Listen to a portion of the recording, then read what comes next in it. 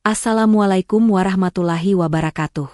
Tujuan dari cerita ini adalah untuk memberikan inspirasi dan wawasan, bukan untuk menyinggung, menilai, atau menyudutkan siapapun. Saya berharap kisah ini dapat diambil sebagai pelajaran bersama, tanpa mengurangi esensi dari kejadian yang sebenarnya. Sebelum video ini dilanjutkan, saya mohon keikhlasan teman-teman untuk subscribe dan like. Saya doakan Anda sehat selalu, panjang umur, dan dilancarkan rezekinya. Baiklah, kita mulai saja ceritanya. Di sebuah sudut kota yang tenang, terdapat sebuah kafe kecil bernama Kopi Senja. Kafe itu sederhana, dengan dekorasi rustik dan suasana hangat yang membuat siapa saja merasa seperti di rumah sendiri. Di balik meja kasir, seorang wanita muda berhijab berdiri, sibuk mencatat pesanan pelanggan.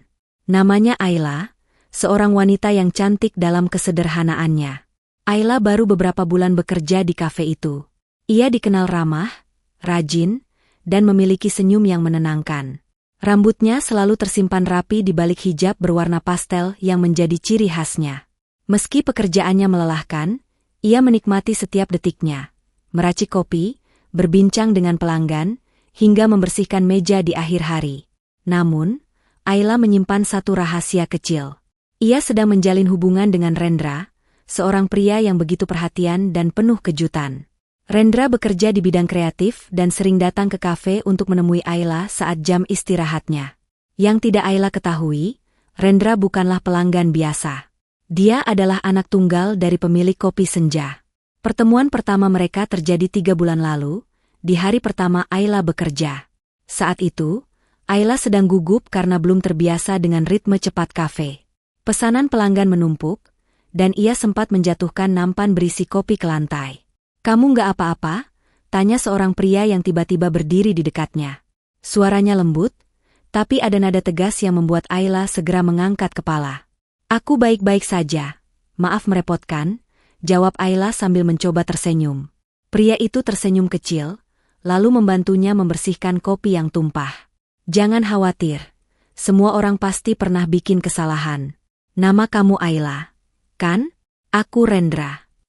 Ayla sedikit terkejut. "Iya, tapi kok tahu nama saya?" Rendra hanya tersenyum dan mengangkat bahu. "Aku sering kesini. Semua karyawan baru selalu menarik perhatian." Sejak pertemuan itu, Rendra mulai sering datang ke kafe. Awalnya, Ayla mengira Rendra hanya pelanggan biasa yang suka kopi. Namun, lambat laun, ia menyadari bahwa Rendra sering datang hanya untuk berbicara dengannya. Perbincangan mereka selalu ringan, tentang kopi favorit, film yang baru saja rilis, atau sekadar membahas cuaca.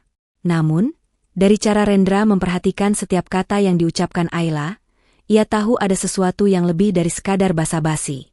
Hubungan Ayla dan Rendra berkembang dengan cepat. Mereka mulai saling bertukar pesan di luar jam kerja, bahkan beberapa kali bertemu di luar kafe. Rendra adalah pria yang penuh perhatian.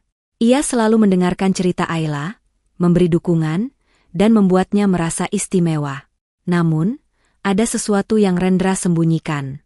Ia belum pernah menceritakan kepada Ayla bahwa ia adalah anak pemilik kafe. Alasannya sederhana, Rendra ingin Ayla mengenalnya tanpa embel-embel status. Ia takut Ayla merasa tidak nyaman atau berpikir bahwa pekerjaannya di kafe hanyalah sebuah kebetulan. Suatu hari, Rendra mengajak Ayla makan malam di sebuah restoran kecil yang cozy. Mereka duduk di pojok, berbicara tentang impian masing-masing. "Ayla," kata Rendra tiba-tiba, suaranya serius. "Kalau suatu hari aku punya rahasia besar, kamu akan tetap percaya padaku, kan?" Ayla mengernyit. "Tergantung rahasianya apa. Kalau rahasia itu membuatku merasa dibohongi, mungkin aku perlu waktu untuk memahaminya." Jawaban Ayla membuat Rendra terdiam. Ia tahu waktunya akan tiba untuk mengungkapkan kebenaran, tapi ia belum siap. Semua berjalan baik sampai suatu hari, saat Ayla sedang membersihkan meja, seorang wanita berpenampilan anggun masuk ke kafe. Ia tampak akrab dengan para karyawan, dan suaranya tegas namun ramah. Wanita itu adalah Bu Laras, pemilik kafe dan ibu Rendra. "Ayla, ya?" tanya Bu Laras sambil tersenyum. "Iya, Bu," jawab Ayla dengan sopan. "Aku dengar banyak tentang kamu.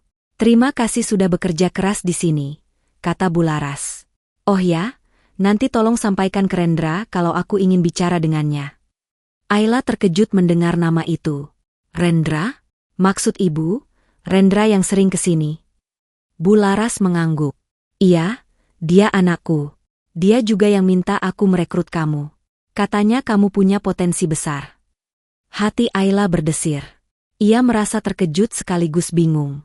Selama ini, ia berpikir bahwa pekerjaannya di kafe adalah hasil dari usahanya sendiri.